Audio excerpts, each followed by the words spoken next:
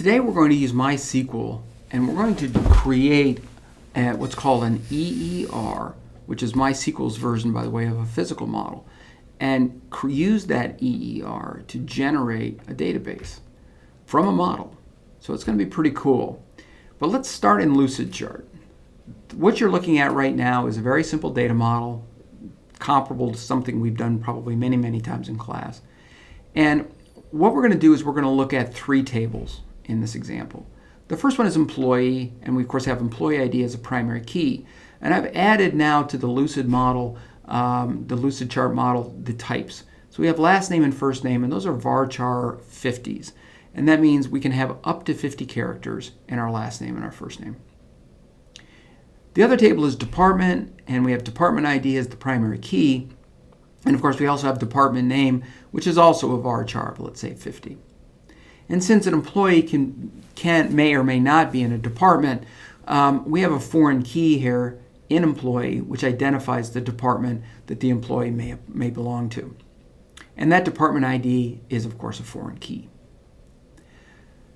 Now, the relationship between employee and department, and we've never really called it this, but MySQL calls that relationship a non-identifying relationship. A non-identifying relationship simply means that the department ID foreign key is simply that, a foreign key. It is not part of the primary key of employee. So department ID in this example, because it's a non-identifying relationship, is simply a foreign key. In contrast, the relationship between employee and paycheck is a little different. We want paycheck to be a weak entity in this design because the employee ID is going to play two roles. It is going to be a foreign key identifying the employee, but it's also going to act as part of the primary key. By doing that, we can use the combination of employee ID and paycheck date as actually the full identifier to identify a paycheck. Think of it this way. On a particular day, we play many employees typically, but if we want to identify a specific paycheck, we need two pieces of information: the date of the check and to whom it was paid. Those two pieces of information uniquely identify a check, assuming, of course, that an employee never gets paid twice on the same day.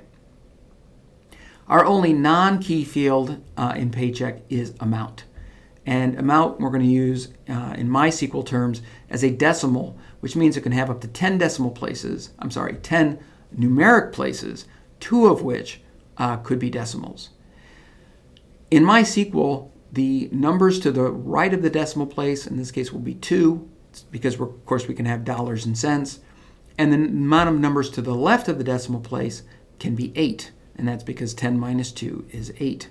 That means we could, if you think about it, 8 decimal places to the left of a decimal place means we could pay somebody up to $99,999,999.99. Now that may seem a little overkill, but again, when you're designing your database, you always want to make sure that you're prepared for the future, and this seems to be sufficient. So we're going to implement this particular database now using MySQL.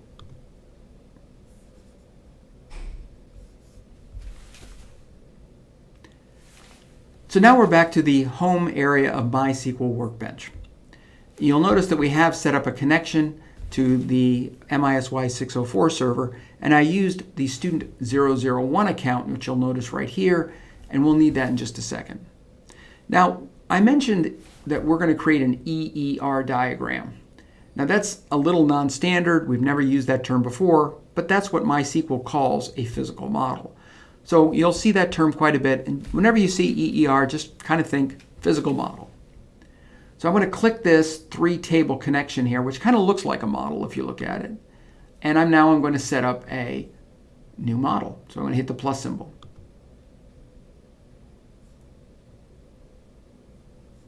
Now, you'll notice it says EER diagrams, and I'm going to create a new diagram.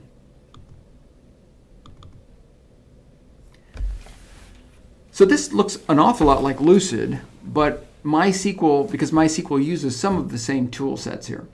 Our first task is going to be to change the name of the schema.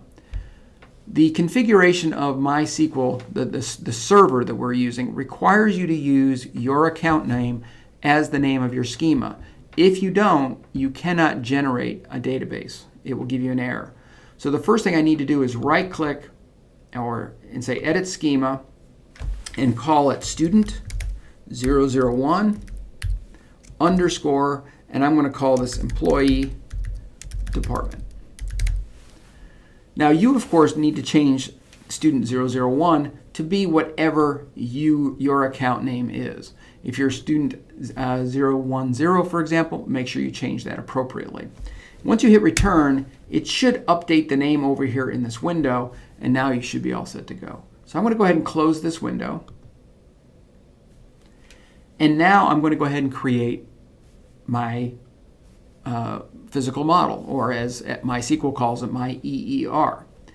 The first tool I'm going to use is this little grid, and that is, of course, a table. If I click this and now do this, drop it there, I've created a table. And if I double-click this icon, I can now start adding fields. So we're going to add our employee table, give it a name, and you'll notice I use a capital letter for employee. That's the name of the table. But I'm going to use lowercase letters for the actual fields. Employee ID, and I'm going to hit Tab. And when I hit Tab, the default type is int, which is typically what you're going to use for your primary keys. You'll notice PK is checked. That is, of course, for primary key, and NN, which is not null. And that's acceptable because primary keys can never be null. If you click the primary key, you also need to check the NN box as well. By default, these two are checked. Now I'm going to enter last name. And we have varchar 45, but I can set that number to be anything I want to, and I said it was going to be 50, so I'm going to go ahead and make that change. Last name, I'm going to leave to open, indicating that it can have a null value. And then first name of the employee, and I'm going to change this again to 50. And again, I'm going to leave it as the not null box unchecked, indicating that I can leave that blank as well. That's all I need for this table, so I'm going to go ahead and close it. And I'll resize a little bit. Now you'll notice that I don't see anything on the details in terms of what the column types are. I want to fix that because I really would like to see that in my physical model diagram. So I know you can't see this, but I'm going to go up to Model, the Model menu in MySQL, and choose Model Options. And this box comes up, and one of the options is if I go to Diagram and I uncheck the defaults, I can check the little box that says Show Column Types and say OK. And you'll notice now I get to see the column types along with the little key here, which indicates it's a primary key, and these two open diamonds, which indicate they're just non-key fields. So I'm going to choose another table, double click it, and let's make department.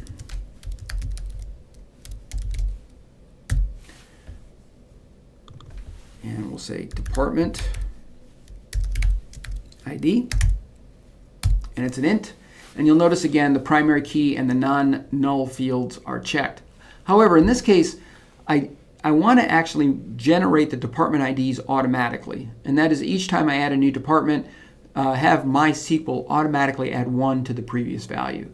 And that column AI there, I can check that. And that means that from now on, whenever I add a new department, MySQL will take care of the value of the primary key, which is very nice, so I'm going to leave that. And then lastly, I want the department name.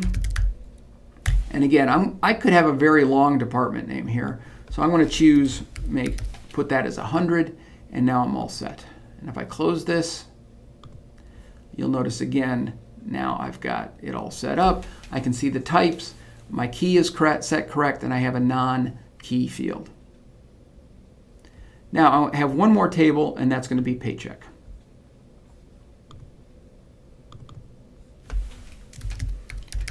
To enter the name, and my field was going to be paycheck date, and my data type is going to be date, not date time, but date. MySQL has a date time field, which means that in one column you can store both the date and the time of something. But I only really care about the date here, so I'm going to only use the date type. That is going to be a part of my primary key, if you remember, so I'm going to leave that. And then, of course, we're going to have the amount of the check. and I'm going to use decimal, and I'm going to say 10, 2, and that will allow me to store up to $99 million. Now, I don't want a paycheck to have a 0 amount or a null amount, so I'm going to check not null. Now, not null will not stop us from ending 0, by the way, but it will stop us from just skipping over the amount. It will force the user to enter amount for a paycheck, which obviously makes sense. We don't want to have a paycheck with no value. Now, we have everything set up. You'll notice that I never entered any of the foreign keys, and there's a reason for that. With MySQL and Workbench here in this EER editor, you don't have to, because we're going to go ahead and MySQL will set them up for you automatically. The relationship between employee and department, if you remember, was a non-identifying field, and that is a department can have many employees, and the department ID is simply a foreign key. The dashed line here will allow us to set up a non-identifying field. Now, MySQL has a little bit of a quirk, and that is we're going to click both tables, but you must click the many side first to get this to work correctly. It's a little bit quirky. I think of it as being non-standard, but that is the way MySQL works. So I'm going to click this tool, the one with the little dashed lines there. I'm going to click employee because that's the many side, and then I'm going to click department, and it automatically sets up the relationship between the two, and it is correct, at least in terms of the maximum cardinalities. I can also double click the name, and I can say assign to, and now I have the correct name. But there's a little bit of a problem. This says an employee must be in a department, and if you remember from the model, it was employee didn't have to be in a department. Now, in the materials for this particular module, you might recall that we can change this simply by changing the setting on department. Right now, the department foreign key here, it does not allow nulls. That's the reason the department is required. But if we allow nulls for department, an employee doesn't have to be in a department. So let me double click this, and here's department ID, the foreign key. The not null box is checked. That means that an employee must be in a department. But if I uncheck that, then now that means that we can leave the department ID foreign key null, which means that an employee no longer has to be in a department. I can also, by the way, edit the name. This is MySQL automatically tacks on the name of the table on foreign key names, which I find very kind of tedious and requires a lot of typing. So I can go ahead and edit that as well to clean that up. And when I close it, you'll notice now that the required cardinality that was here before has changed now to an optional one. Finally, we want to create the relationship between employee and paycheck, but this one's a little different. We want paycheck to be a weak entity, which means that the employee ID foreign key must be a part of the primary key. To do that, we have to create what's called an identifying relationship. If you go down here, you'll notice that here's the non-identifying relationship, which is a dotted line. You'll notice the dotted line here. But the required relationship or identified relationship is a solid line. If I click this, and again, you have to click the many side first, and then the one side, it will set up the relationship. And you'll notice it's a solid line, but you'll also notice that the ID, the foreign key here, is now part of the primary key, and it's pink, which the pink always indicates a foreign key. You might be able to tell that this is, I guess it is pink. It's really hard to see, but the department ID is pink. And this is also pink, but it also has a key next to it. That's the way that MySQL identifies primary foreign keys. Again, very annoying to have that employee name in front of it. I can double click this and I can edit it by taking that name out there. And by the way, the other thing I can do is I like to have my keys together, so I can right click this and I can say move up, and now the keys are together. I close that and you'll notice now that everything is very clean. Again, I can change this name of the relationship to is paid, and now we're all set. So this is pretty cool. I'm going to save this, and when you save your model, by the way, it always saves it on the local machine. So this is not saving it on the server. This will save it on your computer. You can open it later though and edit it if you want to change the settings on your models. So I'm going to say save model as. This is under the file menu in MySQL. File and then save model as. And I'm going to call this student employee department and say save. And now I've saved a copy of the model to my computer, my personal computer. You will do the same and it will save it to your computer. Again, models are not saved on the server, they're saved on your local computer, but you can always open them into the EER editor and make changes if you want to. The final step is probably the most exciting, and that is now that we have our model set up, we can ask MySQL to generate the database for us. So you go to the database menu in MySQL, which again you can't see because it's off the window here, but choose database and then say forward engineer. Now there are two options in this menu that you might notice, forward engineer and reverse engineer. Forward engineer takes a model like we have right here, an EER diagram in MySQL terms, and turns it into an actual database. Reverse engineer, as you might guess, will take an existing database and bring it up to a model, which is also pretty cool. And now that you're used to viewing databases in terms of models, that reverse engineering feature will be very helpful for you. So let's say forward engineer, and MySQL will set up this. You want to make sure that your connection is the one that you use. Since you only have one, presumably that's the only one that comes up. The host name is correct and your ID. Say continue. We don't need to make any changes here. We just say continue. And again, you can just accept the defaults and say continue. MySQL will generate the SQL code necessary to generate your database. So we're going to go ahead and say continue. And it goes ahead and runs, and you'll notice it finishes successfully. So I can say close. To actually see our database, though, we need to go back to the home area, and then now we're going to click on the little dolphin here with a database next to it, and we're going to connect to our server. Now I will tell you, sometimes this does not appear. You might have to right click here and say refresh all. So if you don't see it, make sure you refresh. But there's our database. And if you'll notice, if you open this up, you will see all of the tables that have all been generated. And in the next video, I'll show you how to actually enter the data.